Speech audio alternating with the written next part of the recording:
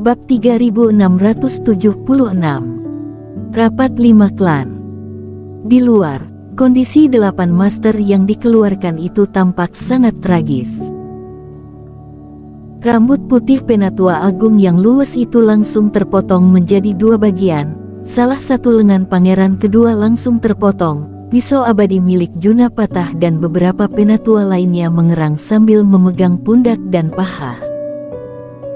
Suasana seketika membeku, semua siluman tampak tidak percaya, bahkan Paman Yuan dan Iblis Fu juga tampak tidak percaya. Kalah. Ini tidak mungkin benar, aku pasti sedang bermimpi. 8 master puncak klan kera itu merupakan sosok yang dikagumi oleh semua pertapa siluman. Alhasil, ternyata mereka tidak bisa melawan seorang kultivator biasa meskipun mereka bekerja sama. Selain itu, mereka semua terguncang hingga terbang keluar dalam waktu pertempuran yang tidak lama.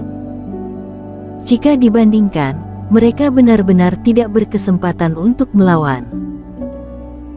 Tepat ketika semua siluman dalam keadaan terkejut dan Penatua Agung serta 7 orang lainnya dimundurkan oleh cahaya pedang dengan ekspresi bingung, dalam pusat badai yang sangat mengerikan itu, roh pedang tetap bersinar, bahkan menarik Reiki dari segala arah dengan ganas. Erik yang melayang di udara dan selalu dalam keadaan tertidur itu, mata dan wajahnya tiba-tiba bergetar pada saat ini. Namun, hanya getaran kecil dan semua yang ada di luar itu tidak menyadarinya. Apakah cahaya pedang itu? Penatua Agung yang melayang di udara itu juga berhenti dan wajahnya memerah. Dia merasa seperti ditampar dengan keras karena mereka yang terdiri dari banyak orang itu begitu memalukan di bawah perhatian sekian banyak junior yang hadir di sana. Selain itu, dia juga merasakan bahwa bukan manusia muda misterius di dalam itu yang mengalahkan mereka, melainkan hanyalah seberkas roh pedang dari badannya. Aura roh pedang ini sangat mengerikan, kita berpisah dan perlahan-lahan menyerang dengan mengelilingi badai ini. Melalui percobaan ini, Penatua Agung juga menyadari bahwa Erik atau roh pedang itu tidak mudah diganggu. Setidaknya, mereka tidak boleh mengambil tindakan seperti sebelumnya, yang menyelesaikannya dengan cara termudah demi bertahan. Dengan teriakan rendah, dia segera mengubah arah. 8 Master 2 kegagalan fase penilaian membentuk lingkaran, mereka terus-menerus mengeluarkan berbagai macam ilmu sihir dan menekan arus badai sedikit demi sedikit.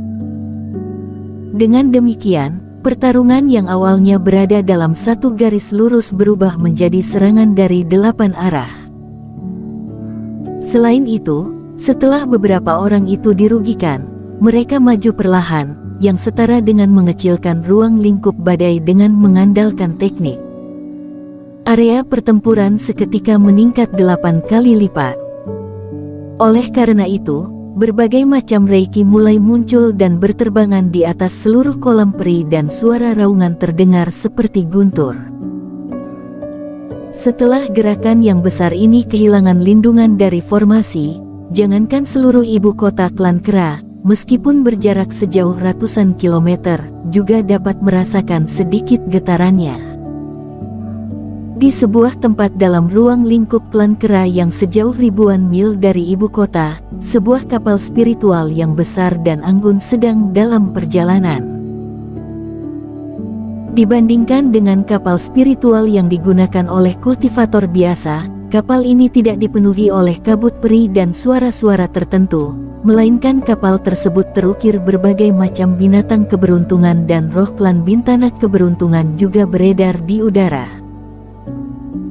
Jika imam Taoisme yang sudah berpengalaman melihat kapal spiritual tersebut, mereka pasti tahu bahwa ini adalah benda berharga yang khusus dimiliki Master Klan Iblis. Pada saat ini, 2 sosok berdiri di dalam ruangan yang paling mewah dari kapal spiritual. Salah satu dari mereka adalah pangeran pertama klan kera yang sebelumnya pernah bertemu dengan Erik. Sosok yang lain yang memiliki beberapa helai rambut putih dan tampak sedikit tua itu merupakan penguasa klan kera, yaitu Kaisar Iblis Kera. Di antara mereka, Kaisar Iblis Kera berdiri di tepi jendela sambil menatap lautan dan pegunungan yang ada di bawah dengan tatapan yang mendalam dan tampak sedang memikirkan sesuatu. Ayah, apa hasil dari diskusi rapat besar 5 klan? Apakah kita benar-benar akan bekerja sama untuk melawan daratan Jeoshu? Meskipun ucapan Kaisar Naga Sisik sangat benar, tapi setelah aku memikirkannya dengan teliti, aku khawatir kalau aksi ini akan memicu perang antar 2 klan dan klan kera kita yang berjarak paling dekat dengan daratan Jeoshu. Kita yang paling mungkin menjadi korban, tidak akan seindah apa yang dikatakannya. Pangeran pertama mendekat dan bertanya sambil mengerutkan kening. Meskipun dia juga berpartisipasi dalam rapat yang diadakan 5 besar klan iblis demi rapat terbesar, namun sampai akhirnya, Kaisar Iblis klan Naga Sisik yang mengadakan rapat tersebut mengusir semua orang yang hadir, kecuali 5 Kaisar Iblis. Kelima orang itu juga berdiskusi cukup lama di dalam. Dia juga tidak tahu apa hasil dari akhir diskusi mereka.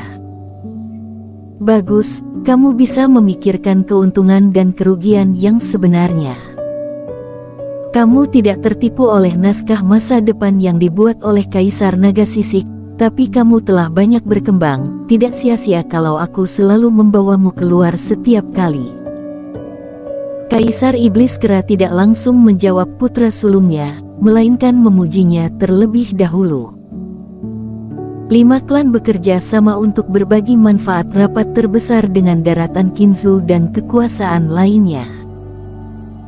Hal ini memang terdengar bagus, tapi pada akhirnya, yang paling diuntungkan adalah klan Naga Sisik dan daratan Kinzu.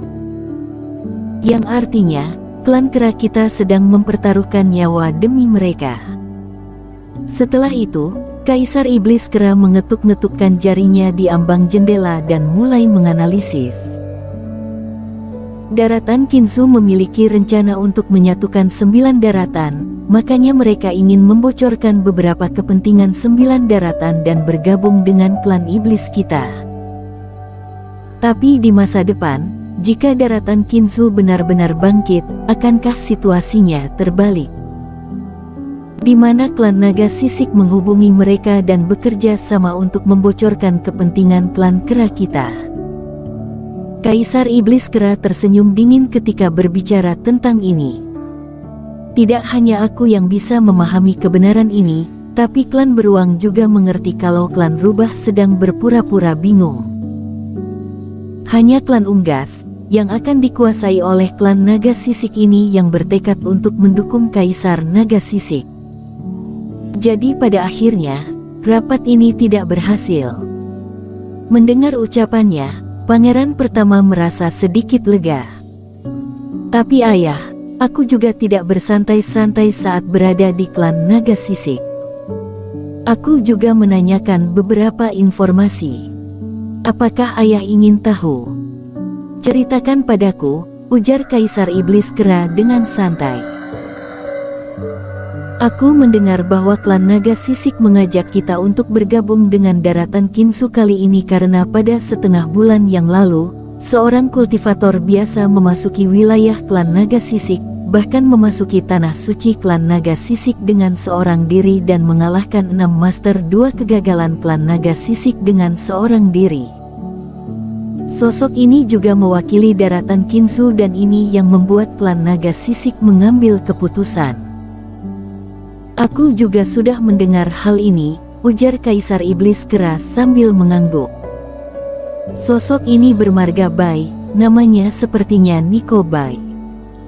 Dia bukan jenius daratan Kinzu, tapi seorang kultivator wilayah asing.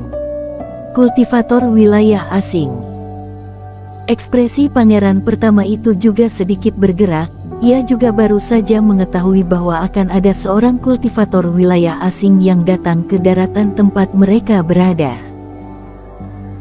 Benar, sosok ini memang berkemampuan karena bisa menerobos tanah suci, Tapi ini juga karena tidak ada penerus klan naga sisik dan beberapa master dua kegagalan itu tidak memiliki keinginan untuk maju. Kaisar Iblis Kera berkata dengan senyuman menghina, "Jika sosok ini berani datang ke klan Kera kita, jangankan tanah suci, bahkan jika dia diizinkan memasuki ibu kota, itu dapat dianggap sebagai kerugian bagi pemerintahanku. Tentu saja, meskipun ayah masih muda, tidak ada yang bisa menandingimu dalam hal pengendalian." Pangeran pertama juga menyanjung pada waktu yang tepat. Tentu saja, Kaisar Iblis Kera begitu percaya diri karena bermodal. Dia adalah master termuda dari 3 penurunan, putranya juga menjadi kultivator 2 kegagalan. Jangankan yang lain, hanya dengan membuat semua jenius klan iblis memiliki kesempatan untuk berkultivasi di lembah kolam peri dengan memutuskan pendirian klan agar bisa menggunakan kolam peri, itu dibutuhkan keberanian yang besar. Ketika berbicara sampai di sini, di mana suasana di antara ayah dan putranya itu sangat harmonis, sesuatu hal yang mengejutkan seketika terbang dari luar. Bersambung.